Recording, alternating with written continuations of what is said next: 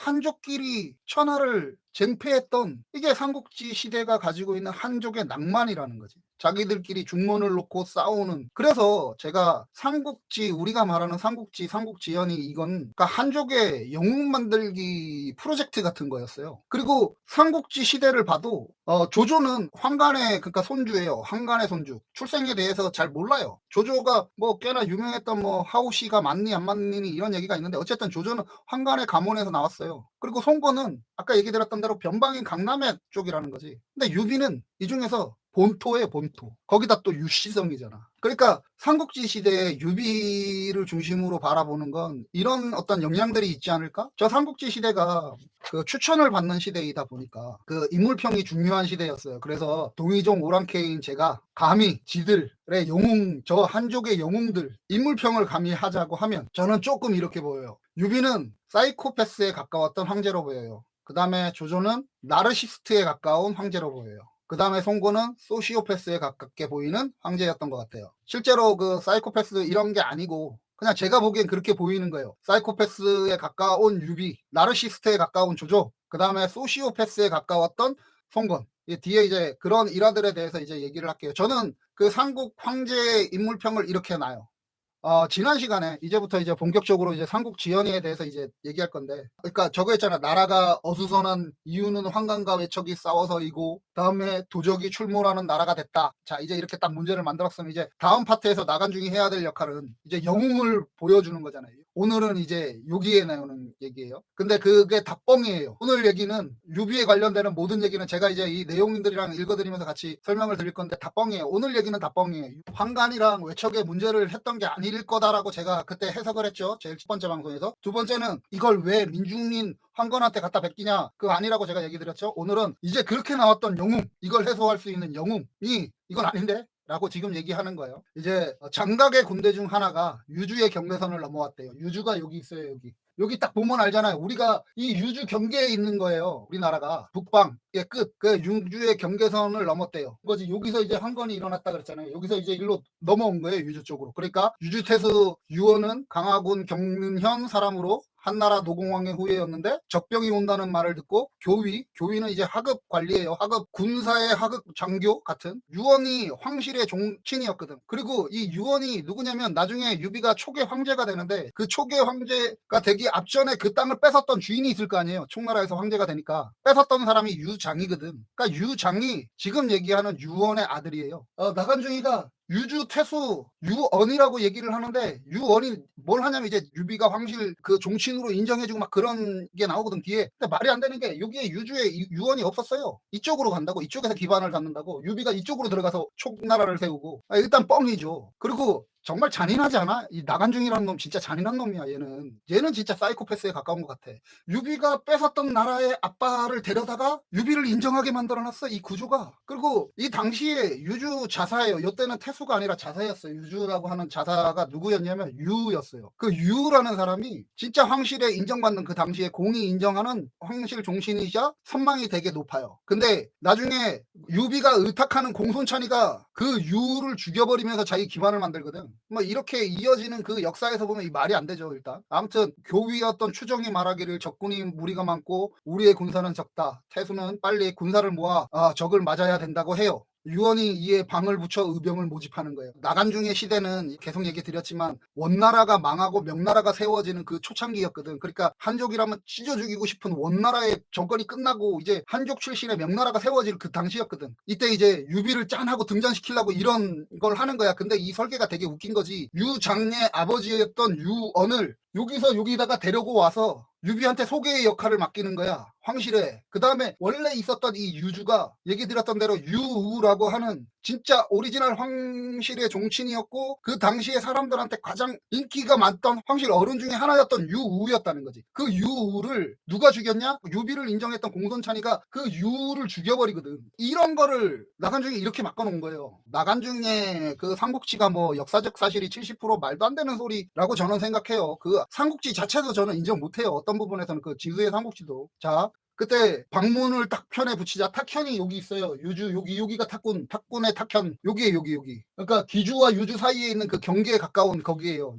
유비가 이쪽 출생이거든. 붙이자 한 영웅이 등장을 합니다. 짜자잔 하고 이제 그냥 한족의 영웅이 이제 나와야지. 여기에 사는 애요. 여기에 있던 애가 이제 방문을 보고 이제 딱 얘기를 하는데 이 사람은 온화하고 말은 적은데 기쁘거나 성낸 모습을 밖으로 보이지 않는 사람이야. 그리고 속에는 큰 뜻을 품고 있어. 호구라고 사귀는 걸 좋아한대요. 근데 여기에서 이거는 맞는 것 같아. 뭐냐면 딱 한 구절이에요. 호걸들과 사귀기를 좋아한다. 유비가. 이거는 맞을 확률이 높아요. 원래 식재 역사에서 유비가 가지고 있었던 무리들이 환고조였던 유방이 갖고 있었던 무리들이랑 성격이 비슷하다고 해요. 제가 저저번 방송에서 얘기 드렸잖아요. 유방은 시정 잡배였다. 시정 건달이었다. 그러니까 협에 어울리는 쪽에 무협지나 이런 좋은 얘기로 보면 이게 무리민이 되는 거고 협이라는 게 실제 사회에서는 건달의 무리들이죠. 평소에 큰 뜻을 품고 호걸들과 사귀기를 좋아했다. 어떤 의미인지 나오죠. 이런 게. 키는 7척 5천이요. 두기가 어깨에 들이오고 양손은 무릎 아래에 닿았다. 눈으로는 능히 제 길을 볼 수 있고 얼굴빛은 간혹같이이고 입술은 붉은 칠을 한 것 같았다. 이제 유비에 대한 묘사예요. 여기서 7척 5천이라고 하는데 이걸 우리가 현대 사회에서 계산을 해보면 그러니까 1척이 보통 23.7cm 정도 된대요. 근데 이게 한나라랑 지금 가지고 있는 촌수 개념이 후대에 가면서 점점 길어져요. 지금 보면 177.5 정도 된다고 하는데 그러니까 그 당시에는 훨씬 작았을 거예요. 그때 평균 키가 160몇으로 제가 알고 있거든요. 그래도 어쨌든 적지 않은 키였겠죠. 그래서 보통 이제 영웅들을 8척, 9척이라고 하는 거예요. 그러면 한 1m 85나 2m 되는 거예요. 아무튼 그 유비가 실제적으로 이게 팔이 많이 길었대요. 그러니까 농구 선수를 했으면 좋았을 것 같아. 저희 강동희 씨가 그렇게 팔이 길었던데 아무튼 근데 이제 뭐 여기 나오는 두 귀가 크고 얼굴빛이 희다 이거는 중국에서 귀인을 말하는 전통적인 거예요. 그러니까 우리가 부처상을 생각을 해보면 돼. 부처상이 눈이 이렇게 가늘하게 되어 있고 양귀가 있고 귀가 이만큼 내려가고 얼굴 하얗고 그 다음에 입술이 명확하잖아요. 그러니까 입술이 붉다는 건 명확한 성격이 명확하다는 뜻이고 이거 관상학적인 개념이에요. 그 다음에 두 귀가 크다는 걸 이제 덕이라고 봤죠. 근데 유비는 제가 앞으로 얘기하겠지만 절대 덕인이 아니에요. 어쨌든 부처의 상에 중국인들이 가장 존귀하게 보는 거기다가 한번 생각을 해보면 나오잖아. 당시에 밭일을 하거나 밖에 생활을 하는 사람들이 햇빛을 계속 맞으니까 얼굴이 어떻게 되겠어요? 몸이 어떻게 되겠어요? 점점 어두운 색이 되는데 백옥같이 희다는 건 귀한 사람이라는 뜻이잖아. 그러니까 이런 식으로 이제 각색을 한 거예요. 그러니까 유비가 한나라 경제의 현손인 중상정한 유승의 후에 성은 유씨이고 이름은 비이며 자는 현득이다. 옛날에 유승의 아들 유정이 한나라 무제 때 탁록 정우에 봉해졌으나 죽음에 연좌되어 뭐 이제 황제 제사에 사용되는 비용을 부담하는 그게 있대요. 그게 공금 성격 같은 그거를 내지 않아서 탁록 정우에서 봉작을 잃었대요. 이제 평민이 된 거야. 그로 말미암아 떨어져서 이제 그러니까 탁현에 살게 됐대요. 유비의 할아버지 유웅이고 뭐 아버지는 유웅인데 유웅은 일찍 효령가에 응시하여 배설아치가 되었다고 하는데 이 효령가를 잘 생각해둬요. 그리고 젊어서 죽었대요. 그러니까 한마디로 이제 엄마랑 둘이 산다는 거죠. 라고 기술했는데 이걸 이제 유비가 이제 항실의 종사라고 우리가 얘기를 하거든요. 이걸 한번 생각을 하면서 들어보세요. 진수의 삼국지에도 이 얘기가 나와요. 근데 진수의 삼국지가 이제 각 나라의 전통이 이미 세워지고 난 다음에 기록이라고 제가 얘기 드렸잖아요. 총나라에서 그 전통을 기록했다라고 저는 생각을 해요. 한나라 경제라고 하면 이제 효공 황제인데 6대 황제예요. BC 188년에서 BC 141년에 사망했던 황제예요. 자, 6대 황제. 지금 유비가 살고 있는 시대의 황제가 27대 황제예요. 그리고 지금 141년에 그러니까 죽었는데 이때로 기준으로 해서 184년이 황건난이 일어났다 그랬잖아요. 거의 400년 전에 있는 사람이야. 400년 전에 있는 황제. 그리고 이 자식을 되게 많이 13명인가 낳았다 그래요. 근데 이 중에서 구남인 중상정왕이에요. 지금 유비의 직계 족속이라고 하는. 그러니까 중상정왕 유승의 본자도 아니야. 직계손도 아닌 서자. 그 중에 5남에 유정의 아들이 유비의 계열인 거예요. 자 봅시다. 우리 조선조에 한번 계산을 해보자고. 태정, 태세, 문단 세잖아요. 그러니까 단종을 뺀다고 해도 6대 정도 되잖아요. 자 이때 문종이나 세조의 구남 중에 문종이나 세종이 아니라 문종과 세종의 구남 중에 서자였던 5남의 자손이 고종 시절에 난 황가의 핏줄이요 하고 나오는 거예요. 그리고 중요한 건 뭐냐면 아까 얘기드렸던 제사 지내는데 그 공금을 안 내서 평민이 됐다 그랬잖아요. 그러니까 저때 이때가 아니라 이 얼마 전에가 아니라 저때 이미 아니었던 거야. 황손이 아닌 상태로 내버려졌어요. 그리고 300년이나 400년이 흘러와 버렸어. 그러면 그 핏줄을 확인할 수 있겠어요? 걔네들의 가문 족보가 있을까? 그러니까 다른 막 유비를 막 인정하잖아.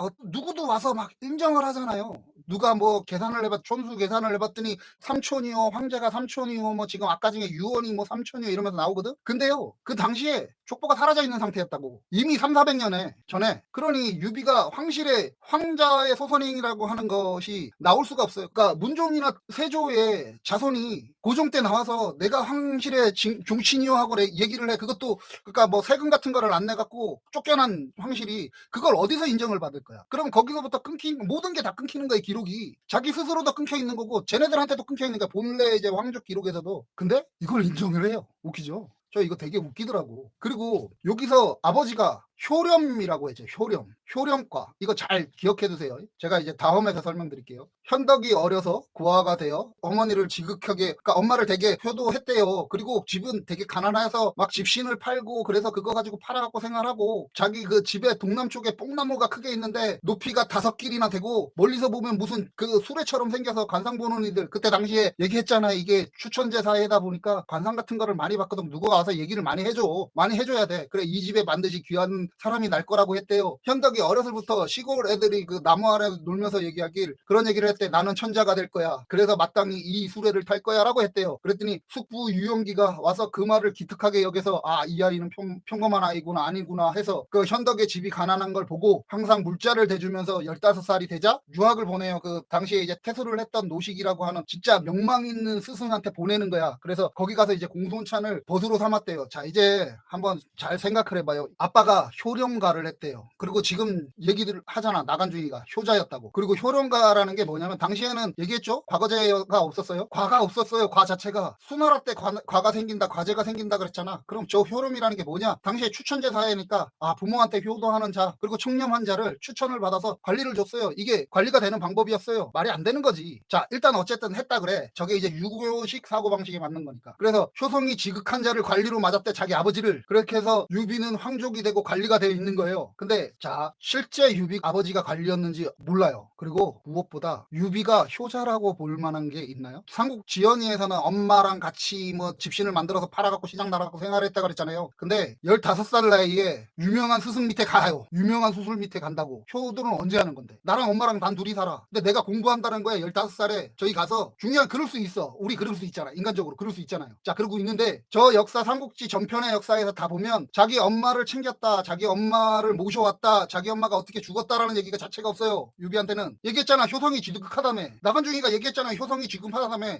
자기 아버지는 거기다가 효성으로 유명해서 벼슬까지 했던 집안이야. 그 유영기라는 사람이 작은아버지라고 하거든요. 근데 작은아버지에 대한 얘기도 없어요. 그 아들이 이제 그 유덕현이라고 하는 아들이 하나가 있었는데, 그 아들이랑 같이 이제 보냈대요. 유비를 노식 문화로 같이. 그래서 유덕현의 일화에 보면 그 유덕현 자기 친자식하고 다르지 않게 뭐 대우를 해서 와이프가 왜 그러냐 이런 얘기도 나오거든. 근데 쟤는 뭐 특별해서 이런 얘기들 나오거든요. 근데 유덕현, 자, 자기한테는 학렬상 저거죠. 그러니까 형제죠. 현재 사촌 형제. 유원기, 자기한테는 작은아버지예요. 그리고 어머니에 대한 기록이, 유비가 나중에 많이 도망다니기도 했지만 작은 고을에 현령이 되거나 이러기도 하거든요. 기록이 없어요. 기록이 안 나와요. 자, 봐요. 노식 문화라고 하는 인망을 갖고 있는 스승한테 자기의 사비를 들여서 보내줄 수 있는 사람이라면, 유비가 정말 그랬다면, 그러면 유원기나 그 아들인 유덕현, 그 다음에 자기 어머니에 대한 게 유비한테는 끔찍한 뭔가가 있어야 될 거 아니에요. 효성이 지극했다며. 네, 없어요. 역사의 기록상에 안 나와요. 적도 아군도 그 어머니에 관련해서 뭘 했다는 기록이 없어요. 그 간손미라고 해요. 유비의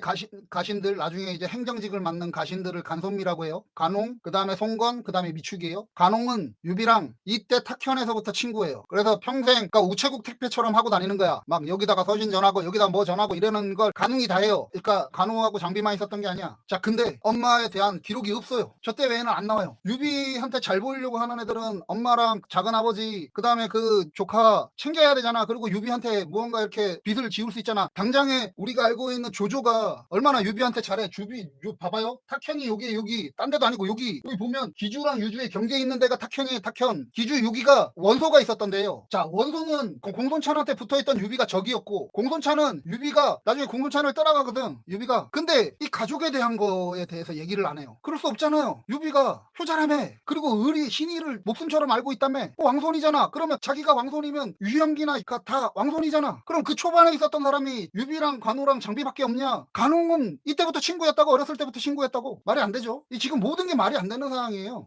자, 유언이 방울부처 군사를 모집할 때 현덕의 나이 28살이었다. 나간중이가 이렇게 얘기해요. 자, 우리가 이것도 한번 생각을 해봐야 돼요. 제가 삼국지 연의를 따라가면서 이제 계속 해석해드리면서 가는 거잖아요. 중국의 평균 수명이 진 한 시대, 저 시대의 평균 20대였대요. 근데 뭐 이때는 전쟁기였으니까 이 평균 수명이 의미가 없을 거예요. 당나라 때 27세였어요. 그준 된대요. 그 다음에 송나라 때 30세였대요. 그 다음에 청나라 때 33세였대요. 평균 수명이 어른들의. 당장에 후한 시대 1대 2대를 제외하고 황제들이 전부 다 40대 이전에 죽어요. 우리가 지금 보면 28세가 그렇게 많은 나이가 아닌데 이 당시에 28세예요. 물론 28세가 아니었던 것 같아. 이 출생연도로 보면 28세가 아니었다는 게 맞거든요. 지금 나간중이가 28세라고 얘기를 했는데 이게 지금 얼마나 말이 안 되는 거냐는 거지. 왜 말이 안 되냐면 이렇게 되는 거예요. 한족의 영웅 만들기를 막 하는데 얘 유비 그렇게 안 봤는데 효심 없고 신이 없어요. 그러니까 옆에 있으면 인생 망하는 케이스예요. 유비는. 자, 한족의 영웅 만들기를 위해 나간중은 자기도 모르게 이런 얘기를 한 거예요. 자, 봐요. 태수를 지냈던 노식이라는 대단한 스승 밑에서 15살 때부터 직계 아버지도 아니고 자기 작은 아버지가 유비를 지원을 해서 가서 공부를 했는데 26살이 될 때까지 탁현 누상촌에서 집신이나 끼고 있는 사람이 되어 있는 거예요. 그럼 이 시대가 조용한 시대였느냐? 아니잖아요. 지금 여기서 제가 그 황건의 난을 가지고 얘기하면 안 된다 그랬잖아요. 이 시대에 여기저기서 막 난리가 일어나요. 막 전쟁이 일어난다고 막 여기저기서. 그때까지 26살의 나이, 8살의 나이까지 누구의 인정을 받지 않은 거예요. 얘가 만약에 아예 아니었으면 상관이 없어. 공부를 안 했던 애면 상관이 없는데 노식이 황실의 부름을 받고 황건의 난을 진압하는 장보러 오잖아요. 그러니까 그런 대단한 사람의 문화에 있었던 애가 15살에 건너가서 공부했던 애가 백수였던 거야. 집신을 키워파는.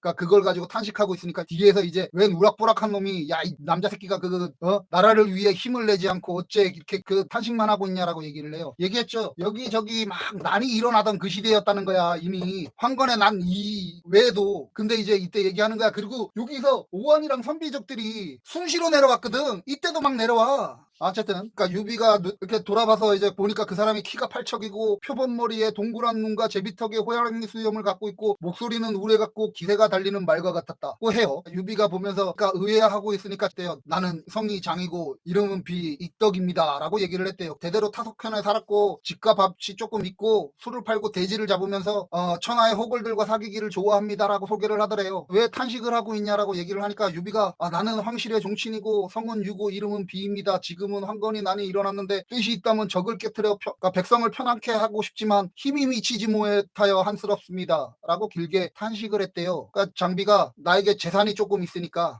시골에서 군사를 좀 모아서 당신과 함께 큰 공을 한번 세워보려고 합니다 하니까 유비가 기뻐서 날뛰면서 저녁 술집에 가서 술을 마셨대요. 이게 유비가 이제 장비를 만난 얘기인데 자 28살이 될 때까지 그 탁현 누상촌이라고 하는 작은 마을에 그것도 노식 문화에서 공부를 했던 놈인데 누구의 인정도 받지 못한 주제에 대낮에 그러니까 개백정이라 그랬죠. 예전에는 백정 장비 따위에게 술을 얻어먹는다는 구조가 되는 거예요. 이 얘기가. 나간중은 그렇게 생각했을지 않았을지 모르겠지만 자 유학자들이 이걸 보면 얼마나 웃길 거야.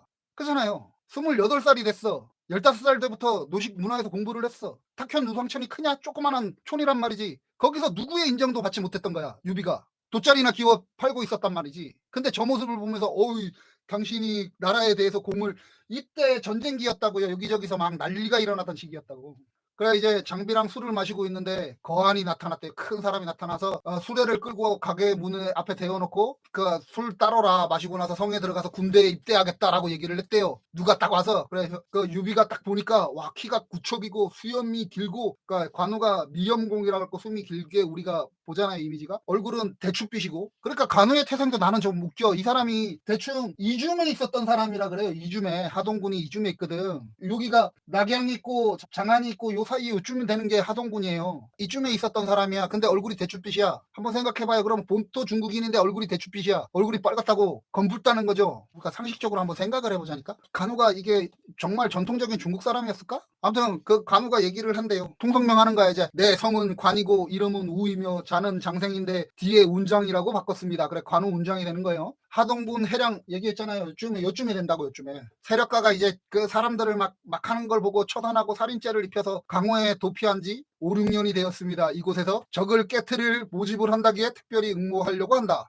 하니까 유비가 자신의 뜻과 맞는다 해서 기뻐하면서 관우랑 같이 이제 술을 마시는데 장비가 이제 우리 집에 큰 복숭아밭이 있다. 거기에 꽃이 지금 한창 피고 있는데 내일 우리 복숭아밭에 가서 하늘의 제사를 지내고 우리 함께 결의로 협력하여 그러니까 소위 말해서 큰일을 할 수 있도록 이제 도원 결의를 하자라고 얘기를 해요. 그러니까 그렇게 하는 것이 좋겠다라고 얘기를 한대요. 이게 도원 결의 편이라고 이게 말이 돼요? 자봐요. 내가 저기 관리가 있는데 관리가 마음에 안 드는 놈이 있어. 근데 그 놈이 막 사람들 괴롭히는 거 보고 도저히 열받아서 안 돼갖고 걔를 때려 죽였어. 그것도 어디냐? 낙양 근처에 있는 하동군에서 중앙에서 걔는 지역 유지일 거 아니야. 그것도 낙양 근처에 있는 지역 유지일 거 아니에요. 그리고 도망을 다니면서 유주까지 흘러 들어온 사람이야. 5, 6년을. 근데 그런 관우가 도적들이 일어난다고 얘기했죠. 여기 다 지금 막 난리가 났던 게 중국이라고. 근데 유주까지 도망와서 황건적이 난리를 치니까 도저히 못 참아갖고 군세를 가겠대. 그리고 28세의 백수인 얘기했죠. 평균 35세가 되는 게 청나라 때라고. 28세인 백수 그 다음에 키가 팔적인 개백정 장비. 관우가 어떤 사람이냐면 나중에 송건한테 뭐라 그래요. 견자의 자식을 내 적이랑 결혼을 시키냐 했던 애잖아. 그만큼 자부심이 높는데 자 28세 백수랑 개백정 장비를 형제로 맞는 도원 결의를 한다는 거야. 그것도 사람 죽이고 도망가서 5, 6년을 수도 근처에서 딴 데도 아니야. 수도 근처에서 있는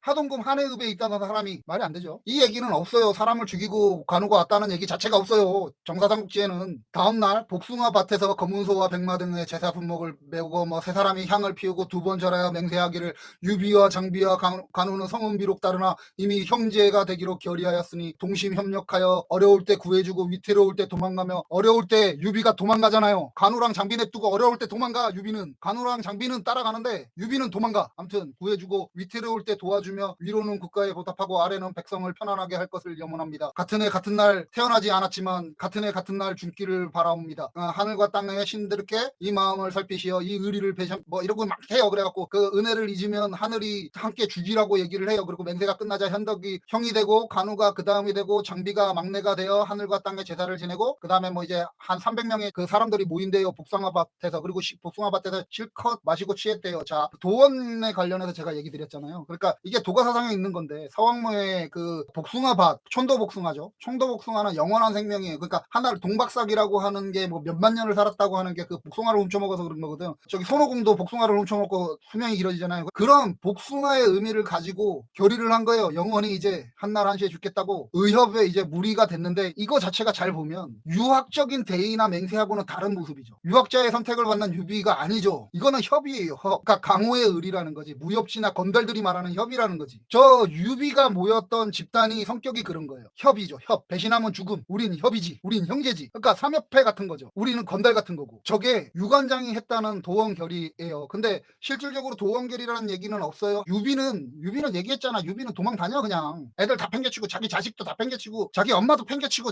유비는 지 살라고 도망 다녀요. 근데 관우는 그 기록이 있잖아. 협 의리를 지킨다. 유비를 찾아간다. 뭐 나중에 이제 그거에 관련해서도 좀 많이 깨겠지만 아무튼 그래요. 자 다음날 이제 무기를 수습하는데 다만 탈만한 말이 없는 것이 말이 없는 거야. 이제 뭐가 없는 거야. 그러니까 이제 그 300명이나 이제 모였는데 그때 이제 말대를 이끌고 두 손님이 딱 찾아와요. 그리고 이제 이걸 보면서 이제 유비가 와 이제 하늘이 우리를 돕는구나 하고 이제 세 사람을 밖으로 나가서 영접을 하는데 그 사람이 이제 그러니까 이 동네 탁현 노상촌 있는 그 동네에 이제 큰 상인이었던 장세평이고 소상이에요. 북쪽에 가서 말을 사서 팔았는데 근래에 도적이 일어나 돌아온 것이다. 그러니까 현덕 두 사람이 집으로 초청하여 술을 마시고 뭐짜고짜고 하고 그 다음에 이제 좋은 말 50피를 보내주고 이제 금과 은 강철 철근을 주어 이제 무기를 장만하는 데 쓰라고 했다라고 하였대요. 진짜 이것도 문제인 거야. 자 이제 그러면 문제의 인물 두 명이에요. 장세평과 소상 대상이에요. 큰 상인. 어디에요? 여기 지금 여기라 그랬잖아요. 여기. 그러면 유주면 어디겠어요? 여기가 지금 유주 지역이고 오한 선비 흉노 이렇게 있는 외지를 다니는 상인이잖아요. 근데 그런 사람이 그런 위협을 무릅쓰고 큰 상인이 되었던 사람들이 선뜻 말 50필을 내줘요. 그 50필이라는 게 우리가 한번 생각을 해보자고. 지금 그 말이 중형차 정도일까요? 그런 차량을 50대를 내주는 거야. 쟤를 믿고. 한 놈은 28세 백수, 한 놈은 개백정, 한 놈은 사람 죽이고 도망오는 사람 뭘 보고 50대를 내어주는 거야. 자동차를. 야 이 사람이 이제 저 황건의 무리들 이러면서. 근데요 얘기 드렸죠. 나중에 유비가 지방의 현령이 되기도 하거든요. 근데 매간매직을 일상적으로 하던 저 시대에 저렇게 내어줬는데 이후의 역사에서 안 나와요. 장세평이랑 소상이 대상인이라며 안 나와요. 어떤 걸 한 거야 지금. 유비의 군자금을 댄 사람이잖아. 우리 한번 생각해봐요. 자, 유주가 여기에요. 연주 서주가 여기에요. 저기 북방에서 맨날 공손찬이랑 이제 저기랑 막 싸웠다고. 그럴 때 대상인이 T였으면, 또는 하다못해 대상인의 누군가를 쫓아와서 했던 사람이라도 유비한테 왔지 않았을까? 네, 없어요. 안 나와요. 준 것도 웃긴데 주고 난 다음에 그 다음에는 없어. 야, 대단한 사람들인데? 와, 유비가 대단하고 저 사람이 대단하니까 내가 내 재산을 이만큼을 떼어주는 거야. 중형태 50대 이상을. 그러고 나서 안 나타나요. 뭐지? 대단한 자, 이렇게 돼요. 그 현덕이 이제 두손님에게 감사하며 대장장이한테 가서 쌍고금을 만들고, 운장 이제 그 청년오늘도 뻥이라고요. 이거 아니에요. 뭐 냉염거 뭐 차갑게 아름다운 칼이라고 하는데, 저 청년오늘도에다가 집중을 하던데 사람들이. 중요한 건 저 자체가 뻥이에요. 저 얘기 자체가 다 뻥이라고. 저는 이제 청년오늘도가 저 당시에 왜 없었고 82건이 어떤 의미고 그런 의미 별로 해석하고 싶지가 않아요. 아무튼 다 뻥이에요. 추정에게 가서 뵈니 추정이 이제 태수 유언에게 안내했다. 이제 세 사람이 이제 각각 통성명을 하고, 현덕이 종실 사람인 걸 아니까 유언이 크게 기뻐하여 국하로 인정하였다. 앞서 얘기했던 대로 유언은 여기가 있는 사람이라고. 그리고 유언 아들한테 유비가 나중에 그 땅을 뺏는다고요. 근데 황실의 종자임을 인정해준대. 얘기했잖아. 이미 400년 전에 종실에 배제된 사람이라고, 그 집안 자체가. 근데 뭘로 가서 그걸 증명을 하냐고. 근데 조카로 인정했대요. 이 역할을 시키려고 여기다가 유언을 갖다 놓은 거예요. 나간중이가.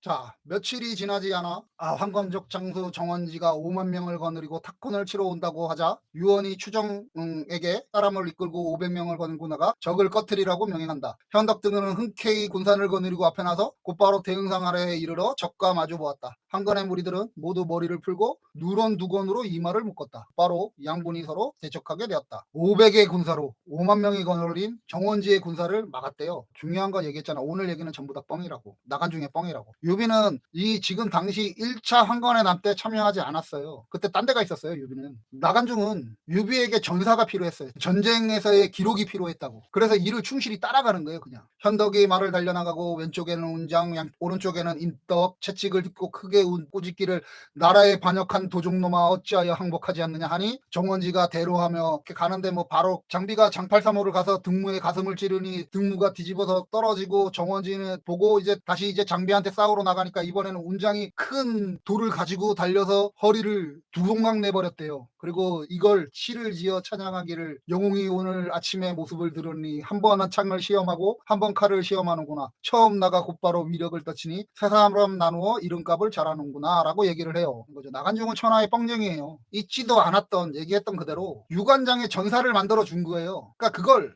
나간중이 즐겨봤던 게 그랬다 그랬잖아요. 찻집이라고 하는 작은 공연장에서 저기 삼국 희곡이라고 하는 걸 보면서 그 만담극 같은 공연을 만들어 놓은 거지. 자, 500명이 5만 명 앞에 나가갖고 단칼에 죽인 거야. 적 대장을. 그 무적들이 정원지가 죽는 것을 보고 모두 창을 거꾸로 쥐고 도망갔다. 현덕이 군사를 지휘하며 추격하니 투항하는 자가 헤아릴 수 없을 만하고 크게 이겨서 돌아왔다. 여기서 잠깐 얘기하는데, 정말 황건적이 실제로 그럴 수밖에 없는 게, 대장이 죽으면 투항하는 자가 많을 수밖에 없어요. 왜냐면 황건적이라는 게, 우리는 날랭 군사 같은 무리들, 나간중이가 씌워놨던 그 당시에 유학자들이 씌워놨던 걸로 뭐 36방 해갖고 군사 조직인 것 같죠. 군사 조직도 있지만 그 안에는 일반 사람들이 많이 들어가 있었어요. 우리가 15만 정도라고 사람 무리들이 황건적이 나타났다고 하면 그 중에서 한 5만이 군사가 채 안 됐어요. 나머지는 일반 사람들이 유랑하면서 따라다니는 거예요. 그게 황건의 날이었다고. 거기에 남녀노소가 다 들어가 있는 거라고. 유언이 친히 나아가 영접하고 군사들을 상주고 위로하였다. 있지도 않은 사람이 상줬대요. 아무튼 그 다음에 청주태수 공경의 문서를 받았는데, 황공의 성을 포위하고 장차 함락될 것 같으니 구원해달라는 얘기를 듣고 유비하고 이제 상의를 했더니, 유비가 이제 제가 구원하겠습니다 하고, 유언이 이제 추정에게 명하여 군사 5천 명을 거느리고 갔대. 그래갖고 청주로 갔는데 적의 무늬가 오는 걸 보고 이제 어지럽게 싸우는데 현덕의 군제가 적어서 이기지 못하고 삼실미를 물어나서 영체를 세웠대요. 그러니까 500명의 군사로 황건의 5만을 부셨는데 추정에게는 군사 5천을 주고요. 유비에게는 병사 500기 그대로인 거예요. 추정 자체가 기록이 별로 없어요. 황건의 난 자체에 2차 황건의 난에 참여하지 1차 황건의 난에 참여하지 않아요. 유비는 그 한해 관료였던 장거하고 장손이라고 하는 애가 반란을 일으키거든. 그러니까 거기서 이제 한나라 군사로 참석해요. 이게 공식 일전이야. 유비는요. 그리고 유비가 장비에게 일러 말하기를 적은 많고 우리는 적다. 반드시 기습하여 군대를 내어야 바야흐로 승리할 것이다. 그래서 군사를 나누고 1000명이 간우가 가고 왼쪽을 매복하고 장비가 1000명이 거느리고 오른쪽 밖에 매몰했다. 징을 울리는 것을 신호라 해서 일제로 나아가서 싸우고 응하기를. 이게 제가 뻥이니까 참 대충 얘기할게요. 아무튼 일제히 쏟아져서 유비가 이렇게 하라 그래갖고 그대로 딱 했더니 적군을 죽였대요. 몰살을 했대요. 왜 이때는 1대1로 안 하지? 아무튼 그랬대요. 그래서 능히 위대한 공을 세우니 스스로 응당 홀로 공공한 데서 소술 나누게 되었다고. 그러니까 나간중이가 이제 그러니까 청주에서 저런 일이 있었다. 이거 다 뻥이고요. 이게 삼국지연의를 읽는 사람들이, 이제 삼국지를 읽는 사람들도 마찬가지예요. 이거는 유비가 되게 어떤 결정을 막 도덕적인 어떤 기준에 따라서 했던 사람으로 알잖아요. 근데 유비가 당대의 평가가 효웅이에요. 효웅은 뭐냐면 장군한테 이 효웅이라고 하는 얘기가 하면 자비없고 무자비한 장군이라는 뜻이에요. 이 효웅이라는 게. 이게 노숙이 송곤한테 유비를 소개하면서 했던 얘기가 그 효웅이거든요. 그러니까 원소가 옛날에 조조랑 싸우면서 진림이라고 하는 글 잘 쓰는 애가 있어요. 걔가 조조한테 이렇게 글을 써서 보내고 경무하게 이제 그러니까 막 화나게 하는 거니까 그때 하니까 충성스러운 일을 제거하고 착한 일을 했지니 오로지 효웅의 지시로다라고 하는 글을 써서 보내니까 조조가 열받아해요. 그러니까 이 효는 악한 새. 그 효가 옛날에 사람들은 올빼미가 엄마를 잡아먹는다라고 여겨서 천하의 몹쓸새로 판단을 했대요. 유비는 엄마를 찾지를 않았는데 그러니까 효웅이 맞기는 한 것 같아요. 아무튼 우리는 삼국지를 보면 뭔가 대단히 덕이 있고 막 사람들을 이해하고 해줄 것 같죠. 당대 평가가 그랬어요. 유비는 자기가 지휘해서 전장에서 이긴 적이 있어요. 몇 번. 그거 부하들한테 뺏겨요. 그 대표적인 게 제갈량한테 뺏긴 것도 있어요. 나중에 이제 얘기해 줄게요. 유비는 절대 그렇게 고상한 유학자가 아니에요. 뭔가 대의를 위해서 이런 거 없어요. 유비 인생에. 유비는 절대 유학하는 사람이 아니에요. 뭐 심지가 곱고 그런 사람 아니에요. 유비는 절대 그럴 수 있는 사람이 아니었어요. 아무튼 공경이 군사를 잘 먹인 후에 추정에게 돌아가려고 그러니까 유비에게 말하니 지금 중량장 노식, 그러니까 자기의 스승인 노식이 장수 장각의 광종에서 싸우고 있다고 하니 어떤 자기가 가서 이제 도와줘야 된대요. 그래서 유원한테 돌아가고 이제 현덕은 원래 있던 500의 군사를 데리고 노식한테 갔더니 그 노식의 군사가 5만이 있었는데 그때 황건족 무리하고 그 15만하고 대치하고 있었대요. 노식이 이제 나는 여기서 적을 포기하고 있는데 5만으로서 황건족 무리 15만을 포위했다는 건 얘기 다 한 거죠. 그죠? 그러니까 황건이라고 하는 애들이 실제적으로 군사 조직이 그렇게 적은 게 아니라니까. 이게 되게 오해들을 하시는 부분들이 있는 것 같아요. 저는 그렇게 봐요. 아무튼 뭐 다르게 해석하시는 분은 다르게 해석하시고요. 아무튼 지금 적군 장강의 아우 장보가 영천에서 황보성 주중과 대턴하고 있다. 그러니까 여기서 너희가 이제 건드리는 인마를 가지고 광군 1000명을 더 보태줄 테니까 가서 영천을 이제 해라. 우리는 이제 여기 포기하고 있으니까라고 해서 이제 그날 밤으로 유비가 가거든요. 노식이 자기 제자가 왔는데 이제 500을 거느리고 왔는데 저쪽 가서 챙겨라라고 얘기를 하는 거예요. 근데 노식이 이때 승전을 못 하고 있었어요. 조금 이제 딜레이 상태에 계속 있었어요. 그게 이제 여러 가지 문제가 되긴 하는데 나중에 가면 지금 현재 나간중이는 유비한테 전사를 자꾸 만들어줘야 되잖아. 그래도 스승이 저기서 뭘 하고 있는데 가기는 해야 될 거 아니야. 그래서 보내기는 했는데 거기가 싸움이 딜레이하고 있는 상태였거든. 그러니 유비를 딴 데 보내는 거야. 나간중에 세심한 배려죠. 전사를 챙겨야 되는데 전사를 챙길 데가 없잖아. 지금 막 없었던 전쟁들 막 있었던 것처럼 만들어갖고 했잖아. 그때 당시에 뭐 저런 일이 있다 그래도 잘 모를 거 아니에요. 기록되지 않은 역사가 있다라고 얘기해버리면 그만이지. 얘기했던 대로 제1차 황건의 난 때 유비는 참여하지 않았어요. 황보승과 주주는 군산을 거느리고 적과 싸웠는데 적이 불리하자 물러나 장사에 들어가서 풀섬을 하고 뭐 해갖고 이제 화공으로 해서 황보승이 그 황건적들을 다 이제 막 저거 해요. 그래서 이제 황보승이 이제 각각 승리를 하거든요. 근데 여기에 있는 황보승이라는 사람이 되게 중요한 사람인데 한나라의 유명한 그러니까 무장가의 정말 전통적인 무장가의 무장이었어요. 황보승 자체가. 당대에는 되게 유명하고 능력 있는 장군이었어요. 제1차 황건의 난은 얘기 드렸던 대로 거의 한 10개월 정도 일어났던 건데 그 10개월 동안 일어났던 걸 종식을 시킨 게 여러 많지만 그러니까 황보승이라는 장군이 거의 다 모든 거를 해요. 그러니까 대단한 장군이었다는 거죠. 유비를 막 여기저기 없는데 전장을 막 보내갖고 막 그 전사를 막 쌓아두잖아요. 다 쌓아줬어 이제.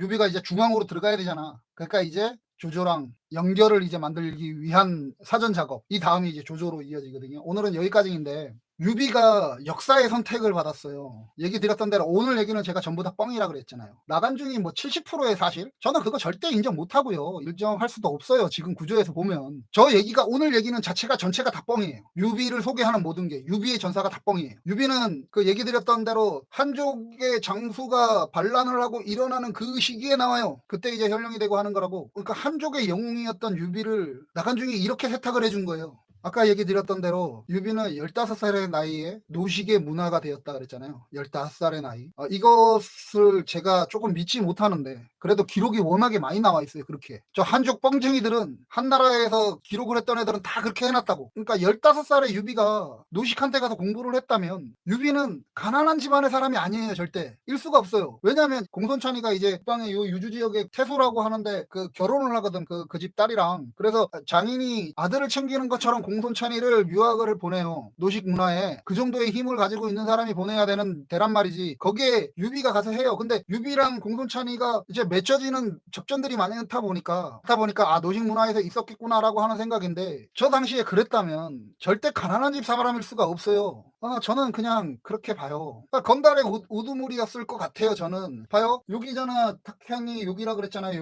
여기가 이제 바로 북경 근처인데 이쪽에서 장사를 하려면 장세평이나 소상 같은 사람이 장사의 뒷배를 봐주는 사람들이 많이 필요했겠죠. 황건적들 때문에 유비한테 돈을 준 게 아니라 얘가 장사를 하려면 그렇게 뒷배를 봐주는 사람들이 있어야 되는 시대였다는 거지. 왜냐하면 이민도 또 바로 근처에 있고 이 당시에 이쪽에서 일들이 많았거든요. 그거를 나중에 공손천이가 정리를 하거든요. 그러니까 장세평이나 이런 소상 같은 사람들이 뒷배를 봐줘야 됐겠죠. 그러니까 그쪽으로 보면 이게 유비가 협객이라고 보면 그리고 유비 자체를 효웅이라고 했잖아요. 효웅이라는 건 뭐 장군이나 몰입애들, 건달들한테 붙이면 잡이 없는 사람이 돼요. 유비가 나간중에 의해서 유약한 사람이 됐지만 실질적으로 저런 생활에 익숙해 있는 사람이고 그 당시에 부리던 사람 중에 형제와 같이 가까웠던 사람이 관우였을 거고 장비였을 거예요. 그리고 간웅이었다고 봐요. 그러니까 유협의 무리의 우두머리였던 사람이었겠죠. 그게 아니면 유비는 어떻게 설명이 안 돼요. 어떤 부분에서는. 왜냐하면 15세 때 노식 문화에 간 거예요. 그 당시에 공부를 안 했다고 유비가 공부를 했다 안 했다를 떠나서 어쨌든 노식이라고 하는 태소까지 지냈던 스승 밑에 가서 공부를 했다는 거라면 적어도 탁현의 그 정도에 들어왔을 때는 누군가 소개하는 사람이 분명히 있었을 거라는 거지. 근데 그것이 안 됐던 거잖아. 어느 일정한 기간 동안. 그러면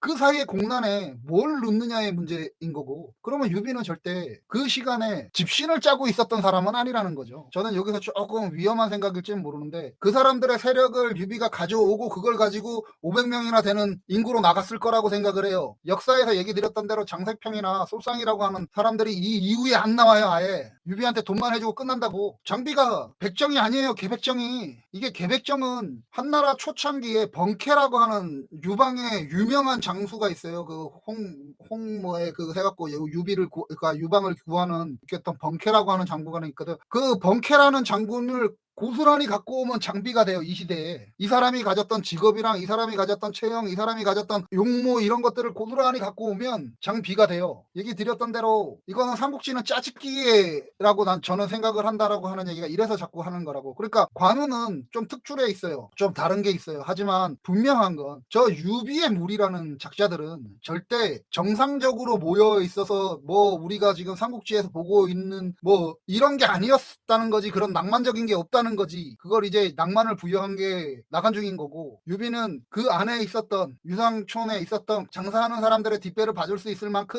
그러니까 힘쓰는 젊은층들을 물릴 수 있는 그리고 계속 얘기 드리지만 유비는 도망을 잘 다니잖아요. 유비가 자기의 가족을 4번이나 버려요. 제가 그랬잖아. 유비는 소시오파스에 가까운 이라고 하는 표현을 거기다 쓰는 거죠. 그래서 유비는 이런 쪽에 가까워요. 기록상으로 보면. 근데 나간중은 저기다가 전사를 계속 붙여가면서 이런 기록을 만들어놨어요. 그래서 나간중은 무엇을 노렸을까요? 자, 나간중의 그러니까 삼국지 자체가 나간중이 삼국지연의로 엮었다라고 판단하기도 좀 애매한 구석이 많아요. 솔직하게 얘기해서 이게 제가 계속 얘기했잖아. 이렇게 역사를 되풀이해 오면서 한족들의 욕구가 욕망이 막 그 안에서 담기면서 삼국지가 만들어졌다고. 그래서 나간중을 개인으로 보는 사람들도 있고 그렇게 많이 판단을 하기도 하지만 나간중이 다른 다양한 사람들이랑 엮어져 있는 이름에서의 나간중이다라고 하는 생각도 하기도 해요. 역사 쪽으로 보면 한족이 선택받는 영웅으로 줌으로써 저 유비를 갖다 놨어요. 이걸 잡아요. 유비 집 앞에 뽕나무가 거대하게 앉아서 이렇게 가마처럼 있다고 했잖아요. 그 얘기를 진수는 어떻게 기록을 하냐면요. 유비가 이제 그런 얘기를 하죠. 난 천자를 탈 거다라고 하는, 황제가 될 거다라고 하는 의징을 내주면 이 얘기를 하니까 진수는 그걸 보면서 누구지 그 삼촌이 이런 얘기를 하면 안 된다라고 얘기를 해요. 삼촌이 어디서 그런 얘기 하지 말라고, 집안을 몰살시킬 거라고 얘기를 해요. 근데 나간중이는 저기에서 뭐라 그랬어요. 그것 때문에 유비를 좋게 봐서 자기가 지원을 해서 보낸다라고 얘기를 하잖아. 노식문화로 자기는 큰 인물이 될 거라고. 이게 뭐냐면 진수는 총나라 시대의 말기에 있었기 때문에 그 영향을 받은 거예요. 촉이 갖고 있는 문화의 영향. 그게 뭐냐면 이거죠. 자, 유비가 천자를 탈 사람이냐, 내가 스스로 탈 사람이냐, 아니면 어쩔 수 없이 태워지는 사람이냐의 차이가 생겨요. 이게 진수 시대는 어쩔 수 없이 태워진 사람이에요. 왜냐면 그러니까 유시성을 가진 황제들이 조조에 의해서 죽고 뭐 해서 자기한테 자연이 늘어와서 내가 탄 거잖아. 그러니까 나 스스로의 그런 의지를 보이지 않는다고, 보일 수가 없다고, 내가 했다라고 하는 걸. 근데 나간중은 역사의 기록을 다 봤잖아. 그러니까 유비한테 스스로 탈 수 있다라고 하는 의미를 갖다 붙여놓은 거라고. 이게 진수의 삼국지랑 나간중의 삼국지가 차별이 나는 시점이거든요. 대표적으로 차이 나는 시점이거든요. 그러면 계속 얘기 드리지만 한 나라는 한족이 뿌리로 갖고 있는 고향 같은 곳이라 그랬잖아요. 그 고향인데 그 한 나라를 누가 이어받느냐가 중요한 거야. 근데 역사상 유비의 총나라를 전통적으로 가는 게 그 촉한 정통론은 남송 때 강해져요. 남송은 어떤 거냐면 당장에 위에서 북쪽에 있는 송나라 깨지고 원나라가 막 밀고 들어오는 그 시기라는 거지. 그때 촉한을 전통론으로 바라보는 시각, 그것이 막 발전을 해 나가요. 그러니까 그런 의미에서 보면 조조가 환관의 자식 손주인 그 위나라가 아니라는 거, 이때까지는 그렇게 보고 왔던 게 사실이지만, 그리고 송건은 역시 스스로 황제가 됐으니까 아니죠. 유비는 비록 망했지만 망하지 않았던 한나라의 전통이 되었던 거예요. 유학자들한테 아주 중요한 명분이 생기고 가치가 생긴 거죠. 여기서 이게 촉한정통론이에요. 유비는 중원 사람이기도 했고 유시성을 가지고 있고, 유비가 총나라한테 그랬거든. 우리는 한나라를 잇는다고 했어요. 조조의 자식들은 그 한나라를 엎어버리고 조가 왕이 됐고, 송건은 그걸 보면서 내가 왕이다 하고 나온 거예요. 근데 유비만 나는 한나라의 전통을 잇는다고 했어요. 근데 얘기 드렸잖아. 유비가 정말 황족인지 아닌지 확인할 수가 없다고. 이미 3,400년 전에 끊겨있던 대라니까요. 그러니까 그런데 저렇게 말도 안 되는 걸 계속하다가 무너진 나라가 전통이 되어버리는 거예요. 이게 나간중이 만들었던 역사의 논리였고, 나간중이 유비를 선택한 역사의 논리였어요. 딱 하나였어. 딱 하나. 유비를 전통성으로 보는 딱 하나. 이게 지배자의 목적이 중심이 되는 논리예요. 절대로 한족에게 민족의 영웅이 될 수 없어요. 촉나라는 관우가 벙크짓을 하나 큰 거 한 거랑 그것 때문에 열 빡쳐갖고 오나라로 달려나갔던 유비 때문에 첫 번째 국운이 기울어요. 유비가 그렇게 대단한 형태가 될 수 없어요. 관우도 그렇게 대단할 수가 없고, 그리고 제갈량도 마찬가지예요. 제갈량이 끊임없이 북벌을 하는 것들 때문에 나라가 힘을 잃어요. 그거는 이제 천천히 이제 삼국지 얘기하면서 하고요. 오늘 얘기는 여기까지입니다. 오늘 이게 저들이 그 환상적으로 씌워놨던 그 도원 결의에 대한 실체였습니다. 도원 결의는 잊지도 않았을 뿐더러 잊지 않는 거가 중요한 게 아니라 한족이 어떤 식으로 저들을 영웅으로 만들었는지에 대한 부분까지 다 나와요. 그리고 우리는 나간중이나 우리는 스포를 당하고 있잖아요. 역사에 스포. 그러니까 역사가 어떻게 흘러간 걸 알잖아요. 그러고 나서 각색을 해서 그 앞에다 갖다 붙여놓은 거라. 그거를 한 명이 나간중만 한 게 아니라 그 앞전에 있었던 진수도 해놓고, 거기다가 그 유비 빠였던 배송지도 해놓고, 거기다 영웅기를 썼던 누구도 해놓고, 왕찬이도 해놓고, 누구도 해놓고 이렇게 해놓은 거예요. 그냥 그걸 우리가 삼국지라고 하는 작품으로 보고 있어요. 그러니까 저는 삼국지가 나간중의 삼국지나 진수의 삼국지나 똑같은 형태의 뻥이라고 생각하고 사기라고 생각해요. 그건 그냥 창작물. 그거가 동의적인 제가 볼 수 있는 방법이지 않을까라고 하는 생각입니다. 오늘 방송 어떠셨나요? 오늘도 1시간 30분이 넘었네요. 혹시 지금 들어와 계시는 분들 중에 괜찮으시면 좋아요 한번 부탁드리고요. 그리고 주변에 이런 삼국지가 정말 필요하다라고 생각하면 같이 홍보도 좀 해주세요.